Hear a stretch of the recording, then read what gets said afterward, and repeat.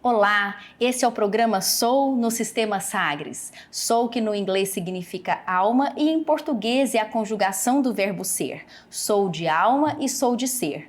Um programa que traz uma visão transcendente do ser humano em suas dimensões biopsicossocial e espiritual. O meu nome é Lívia Bailão e eu vou fazer a minha autodescrição. Eu sou uma mulher de 45 anos, estatura mediana, tenho pele branca, olhos azuis, o meu cabelo é liso, um pouco comprido e eu estou vestindo uma camisa rosa, usando calça jeans e sapatos marrons. O nosso tema de hoje é um tema muito especial que eu tenho certeza que você vai gostar. É sobre amor. Nós vamos falar dos mitos do amor romântico, como nos iludimos com o amor idealizado. E quem vai falar conosco desse tema instigante é o psicólogo, mestre em psicologia do amor, Rodolfo Vilela. Rodolfo, seja muito bem-vindo. É um prazer enorme estar aqui, viu, Lívia? E eu vou fazer minha autodescrição também. Eu sou um homem de estatura mediana, cabelo castanho, de barba, eu estou usando um blazer bege, uma calça marrom, estou de sapato preto e pele clara também eu tenho. Muito obrigada, Rodolfo, por você ter aceito o nosso convite para esse bate-papo super instigante que faz parte das nossas angústias do dia a dia, que é sobre amor, relacionamento amoroso. Mas eu quero começar do começo com uma pergunta assim, bastante direta. O que é um amor romântico, Rodolfo? O amor romântico é uma prática de amor que iniciou no Ocidente por volta do século XV e que desde lá vem influenciando profundamente a nossa forma de pensar e de sentir as relações. Então, começou historicamente mais ou menos na Europa, por volta de 1500, e hoje ele é traduzido, eu diria, em cada relacionamento. Ele é traduzido também através das propagandas, através das músicas, do cinema, atualmente das redes sociais. E ele representa uma série de idealizações sobre o que deve ser uma relação amorosa, uma relação conjugal, inicialmente uma relação heterossexual, mas ele também está presente influenciando as outras formas de relacionamento. E ele supõe uma série de questões de idealização. E hoje, através dos estudos e um pouco da superação desse amor, da ideia de amor romântico, a gente entende que foram feitas várias propagandas que acabaram desenvolvendo o que a gente chama de crenças de amor baseadas em mitos do amor romântico, né? Entendo. Então quer dizer que quando você diz assim que ele é muito propagado na arte, na música, né? Talvez nas óperas, nos filmes. Então hoje é como se no Ocidente imperasse essa cultura do amor romântico, esse amor idealizado. Como é que seria esse amor idealizado? Olha, na minha pesquisa de mestrado, nós, através de uma pesquisa de textos e também uma pesquisa descritiva, entrevistando as pessoas, a gente percebeu três formas de idealização do amor. Vamos dizer assim, 3 ideias que a gente pode chamar de mitos sobre o amor que estão muito presentes, assim, basicamente em cada um de nós com maior ou menor intensidade, que é uma ideia de que existe uma exclusividade no amor, ou seja, é basicamente a ideia da alma gêmea. Eu encontro você e do ponto de vista do amor, existe uma pessoa especial para mim e eu vou encontrar essa pessoa. Essa ideia talvez seja a mais superada, mas uma ideia muito forte do amor romântico é que é preciso de eu estar num relacionamento para eu ser feliz. Então a gente chamou, eu digo a gente porque algumas pessoas me ajudaram também, de necessidade de estar num relacionamento. A ideia traduzida... Ou seja, se não tem um relacionamento, é infeliz e está incompleto. Exatamente. Se eu não tenho um relacionamento, eu não me realizei enquanto pessoa. E o relacionamento é um relacionamento amoroso que supõe uma paixão. Essa é uma especificidade muito grande do amor romântico. Eu preciso estar super apaixonado, eu preciso ter borboletas no estômago, eu preciso idealizar, eu preciso sentir que aquela pessoa, eu e ela somos um. Isso é muito forte, isso está presente nos filmes, né, nos contos de fadas também. e também nas músicas de todos os gêneros, assim. Quanto mais sofre, tem isso também, né? Que quanto mais sofre as músicas, as óperas conclamam isso, né? Quanto mais sofre, mais profundo e verdadeiro é o amor. Exatamente. Ou seja, para que o amor seja verdadeiro, é preciso que eu sofra bastante. Para que, então, a história de William Shakespeare, ela é muito clássica do Romeu e Julieta, né? Ou seja, e só foi possível aquele amor porque ele também durou muito pouco, né? Isso faz parte do amor romântico também, desse amor idealizado, uma limitação no tempo. E o que se observa nos relacionamentos é que depois de um certo tempo passa esse amor-paixão e ele deixa de existir daquela maneira. E muitas vezes, esse é um problema muito comum na clínica, as pessoas acham que elas não estão amando mais. Porque eu não sinto mais aquilo que um dia eu senti. Que são as borboletas. São as borboletas. São aquele frisson, aquele brilho no olhar. Aquela noção de perfeição. Tem uma canção muito popular que fala assim, eu me apaixonei pelo que eu inventei de você. Olha só. Toda paixão é uma invenção. Então, esse mito de que o amor é essencial, esse amor-paixão ele é essencial na vida, ele está presente praticamente em todas as músicas, em todos os gêneros do Brasil, e não só no Brasil, no Ocidente também, sabe? Certo. Aquela, né, por você eu faria tudo, e você é a minha pessoa amada, e sem você a minha vida não faz sentido. Muito bem. Esse, então, pelo que eu estou entendendo da sua fala, é o amor romântico, o amor que a gente idealiza, que acha que ele é capaz de nos salvar, de nos deixar bem, que sem ele a gente não fica bem. É isso? Exatamente. Sem ele é uma frustração existencial. Se eu não tivesse amor, se eu não tiver uma relação que eu vivencie isso, existencialmente eu sou um fracasso. Então, pelo que eu estou entendendo, o amor romântico, ele não é um amor saudável. Seria isso? Eu diria que se eu ficar fixado nessa ideia, eu não vou ficar... E não vai ser uma relação saudável. Porque toda relação, principalmente se a gente pensar numa relação de médio e longo prazo, depois de um certo tempo, essas ideias vão se mostrando falhas. Porque nenhuma relação, ela suporta, ela tolera esse nível de paixão, essa idealização. Então, é como se existisse uma idealização, assim como no ideal do corpo, que fosse inatingível para a maior parte de nós. Né? E a propaganda do amor romântico, isso através dos filmes, hoje através das redes sociais, é que existe um amor uma relação que todos os dias, ou que existe surpresa, que existe intensidade, que eu posto num lugar novo e que meu cônjuge faz uma declaração de amor para mim. Então, isso é só posta surreal. Esse detalhe, né? Só esse detalhe, né? Eles só esquecem de contar isso, né, Rodolfo? Exato. Só mostra... E esse é um amor romântico, basicamente. É uma idealização. Eu entendi. A gente pode dizer que o amor romântico é um amor infantilizado?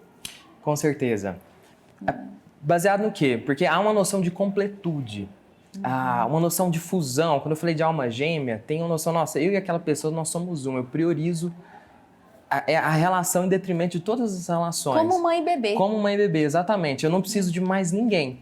Ou seja, eu esqueço às vezes meus amigos, eu esqueço de outras relações, eu priorizo outras relações. Esse é um grande problema do amor romântico no Ocidente. Ele ganha uma prioridade diante de outras formas de amar. Por exemplo, de amar um amigo, às vezes até os pais, a família. E isso é um grande problema. Então é como se eu vivesse a dia de mãe e bebê e não precisasse de mais nada no mundo para ser feliz. E com o passar do tempo, com a vida real, com a vida, né? Vai se mostrando que isso vai ruir e vai gerar muito sofrimento. Normalmente gera muito sofrimento. Rodolfo, você está trazendo coisas aqui muito interessantes que a gente não pensa sobre elas e fica perpetuando e fica agindo e acreditando nisso sem perceber, né? Sim. Então, como a gente está trazendo aqui os próprios mitos. E como que a gente sabe que um amor é saudável? Que ele não é esse tipo de amor idealizado, infantilizado, portanto romântico? Uma das principais questões é essa relação que eu vivo, ela me ajuda a nutrir outras relações, ela me ajuda a crescer pessoalmente, no meu trabalho, no meu estudo, na relação com os meus amigos, na relação com a minha família, ela me ajuda a crescer espiritualmente? Se a resposta for sim, e materialmente também, com certeza é uma relação saudável, ela tenderia para ser uma relação saudável. Mas se é uma relação que através dela eu fiquei mais isolado, eu deixei de ter amigos, ou diminuir minhas amizades, eu deixei de ter lazer, eu deixei de cuidar de outros aspectos da minha vida, da minha saúde. Se isso ocorre, é um sinal para ligar um alerta. Será? Se essa relação me restringe, se ela supõe que eu só preciso dela para ser feliz, e muitas vezes está na pessoa isso também. Às vezes não é. Hoje tem uma ideia muito comum do que o parceiro é tóxico. É uma ideia muito difundida. E pode ser, representa uma parte da realidade, mas muitas vezes, dentro desse ideal de amor, da necessidade do relacionamento, eu preciso de uma relação e eu priorizo tanto essa relação que eu mesmo me coloco nessa relação de uma forma tóxica, de uma forma tóxica, que eu deixo de priorizar outras coisas. Perde os interesses em outras coisas, na vida social, né? Sim, exatamente. Como que a gente... Tô adorando aqui essa perspectiva que você está trazendo, porque é muito real e acontece mais do que a gente pode imaginar, né? Mesmo como hoje é difundido, né, o autoconhecimento, essa coisa da autonomia sobre si mesmo, que é a nossa bandeira aqui no programa Soul, mas ainda assim é muito presente, porque é como a gente está dizendo, são crenças que a gente não pensa sobre elas e está repetindo e está constituindo as relações em torno delas, né? Mas vamos falar aqui das borboletas no estômago, que é a famosa paixão, né? A gente sabe que tem essa fase do apaixonamento e que isso vai evoluindo assim, dentro de um quadro saudável, né? Vai evoluindo para uma relação madura, mais consolidada.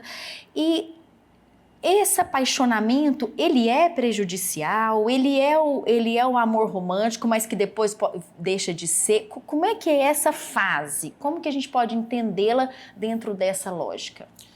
Ela é uma fase que pode durar entre 6 meses a 2 anos. Ela está presente em boa parte dos relacionamentos, no início dos relacionamentos, mas não necessariamente ela está em todos. E ela é uma parte de extrema idealização, de uma dificuldade muito grande de enxergar o outro tal como ele é. Então, aquela música que fala, eu me apaixonei pelo que eu inventei, ela tem um senso de significado muito profundo nisso. Porque eu deixo de enxergar o outro dentro dessa idealização e eu não consigo perceber coisas que depois elas vão se revelando e muitas vezes a pessoa se sente enganada, mas é uma autoilusão também. Então, eu diria que essa fase da paixão é uma fase inicial e que, se você ficar fixada nela, ela pode ser um problema. Existe, inclusive, uma parte do meu trabalho é entender que o amor patológico ele seria uma fixação na fase da paixão. É uma pessoa que não consegue superar. Porque na fase da paixão eu deixo de priorizar as outras pessoas, né? Você só quer saber daquela pessoa. Exatamente, é uma obsessão, é a realização da minha vida. Dá até frio na barriga, as pernas bambeiam. É um encantamento, né? E a literatura é muito bonita para falar sobre isso, é muito divertida, né? É sedutora. É sedutora, né? É muito bom, né? É muito bom, é como se fosse alguns autores não trazer que é uma espécie de droga, né? Por conta de todo esse frisson que está relacionado com neurotransmissores, etc. Alteração química. Alteração química, exatamente. Tem pessoas que são viciadas nisso, porque, por exemplo, ela se apaixona loucamente quando começa a passar a fase da paixão, que é supostamente se entrando numa realidade, numa visão realística, de parceria de vida, né? Cada sujeito no seu lugar. Aí a pessoa não sustenta, aí ela já embarca numa nova relação e ela tá sempre com aquela química no organismo dela, deixando ela com as borboletas no estômago. Muito boa a sua pergunta, viu, Lívia? Existe um conceito que é o conceito de dependência emocional e alguns autores vão dizer que a dependência emocional é uma pessoa que está tão fixada, ela está tão viciada no amor que ela se fixa, ela mantém essa idealização, e quando o parceiro, quando a relação deixa de satisfazer, é como se começasse a surgir problemas muito intensos na relação e ela começa a sentir esses altos e baixos, esse frisson através de adversidades. Então, existe sim uma noção de que algumas pessoas são viciadas em sentir uma intensidade no relacionamento. E às vezes quando você observa, eu estou falando enquanto psicólogo, mas na realidade não parece que significa o apaixonamento. Na realidade, esse vício, às vezes, ele se traduz numa relação muito intensa, numa relação que um dia está muito bom. Eu gosto daquela música, Entre Tapas e Beijos. É ódio, é desejo, é sonho, é ternura.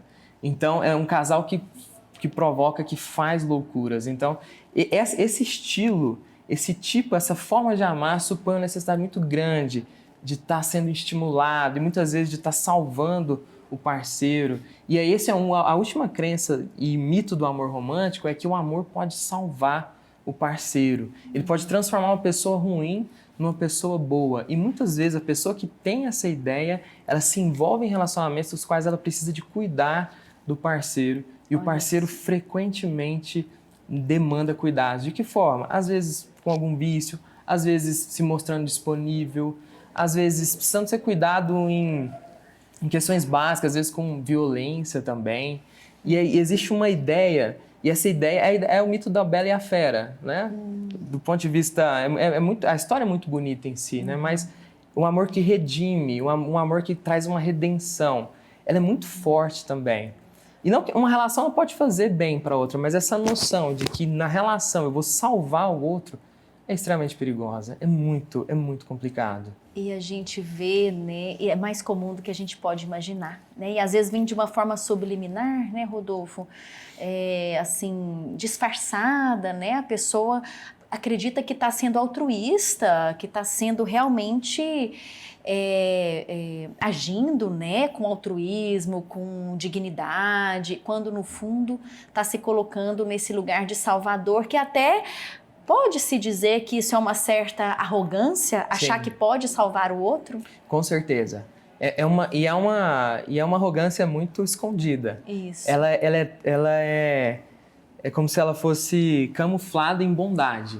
Mas não, meu amor é tão forte, ele é tão bom que ele pode fazer uma pessoa que às vezes tem um vício, uma pessoa que é infiel, né? Se tornar fiel. Olha que coisa mais poderosa. Nossa, que força, né?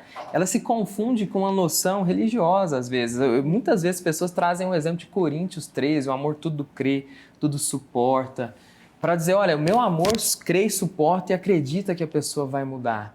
Mas essa noção é uma noção equivocada, até discutindo com alguns teólogos, essa noção é do amor divino, porque não cabe para a pessoa, do ponto de vista saudável... De relação, de né? relação, de troca. Conjugal, uma relação de um amor romântico, um amor que supõe que eu vou ter uma esperança que esse outro vai se tornar uma pessoa fiel, por exemplo. Se com todas as outras pessoas ele não foi fiel, se com todas as outras pessoas ele teve problemas, às vezes, fortes de agressividade, de não, controle, comigo ele vai ser diferente. Comigo ele não vai trair. Eu sou especial, meu amor é especial. Esse é o mito do amor. O alecrim dourado. Olha, a gente está aqui assim, né, descontraidamente, mas isso rende muitos problemas de ordem prática, relações abusivas, né, Rodolfo? Como você falou, de dependência, até mesmo de violência, em torno desse enredo, né? E como fazer, agora é a pergunta que não quer calar, como fazer para a gente sair de uma situação dessa, entre tapas e beijos? Como que é isso, se eu me tornar saudável? Muito bem, primeira coisa é perceber como que eu funciono no amor. O que me dá aquele tesão, aquele frisson, aquela vontade? É a instabilidade do outro? É o charme? É o quê? É perceber isso através de uma reflexão, aqui até mesmo assim, nossa, quais são as pessoas que me atraem geralmente?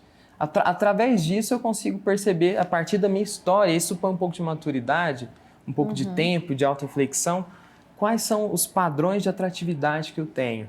Percebendo esses padrões, eu posso atuar em cima deles, eu posso perceber, nossa, por que eu me atraio por tal pessoa e não atraio por essa? E se eu já estou numa relação, o que está fazendo essa relação, às vezes, ser instável? O que está fazendo eu persistir, eu insistir numa coisa que não está me fazendo mal, né? Então essa reflexão do ponto de vista individual. Mas uma coisa que fundamental para a vida, e eu vejo que o programa que traz, né, é cultivar a saúde. É você cuidar da sua saúde de uma forma integral e ampla, porque dessa forma eu consigo ampliar minha capacidade de refletir e minha capacidade de tomar decisões com maior liberdade.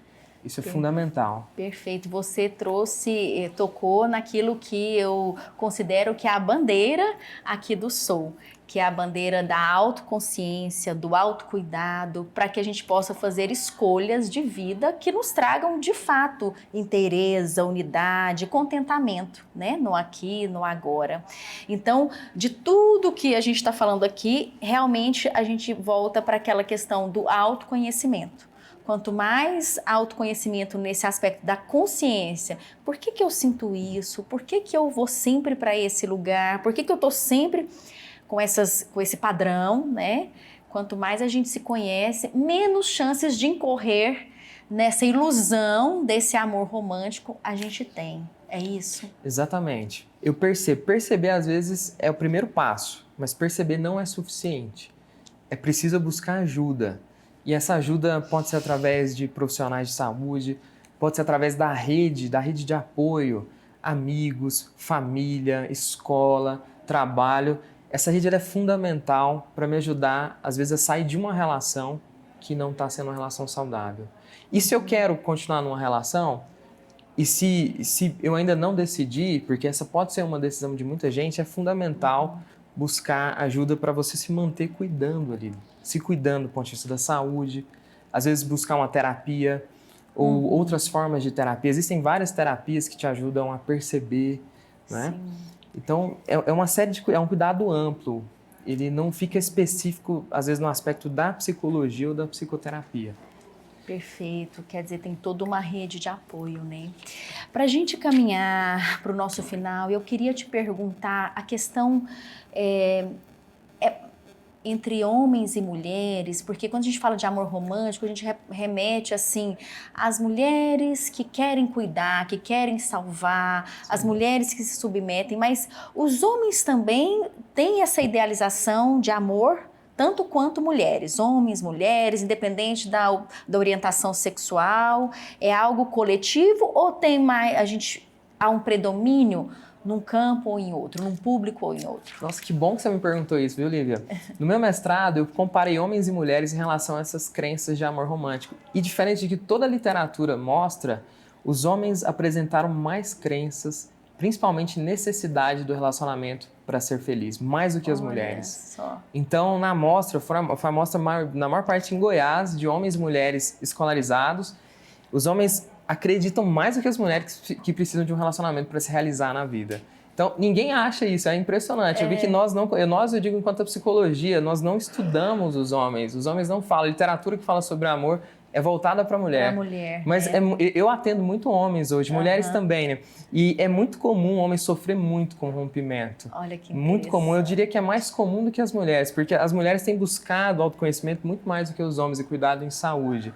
Então, embora pareça que as mulheres sejam mais adeptas aos ideais de amor romântico, certamente, em termos de necessidade, eu preciso de uma relação para eu ser feliz, eu vou me realizar através de uma realização. Né? E tem pesquisas mostrando no mundo inteiro, por exemplo, no Reino Unido, que os homens, quando chegam na terceira idade, quando eles ficam viúvos, eles têm muito mais dificuldade de ter uma saúde do que as mulheres, né? Porque as mulheres cultivaram, acho que o que o programa traz aqui ao longo da vida, muito mais.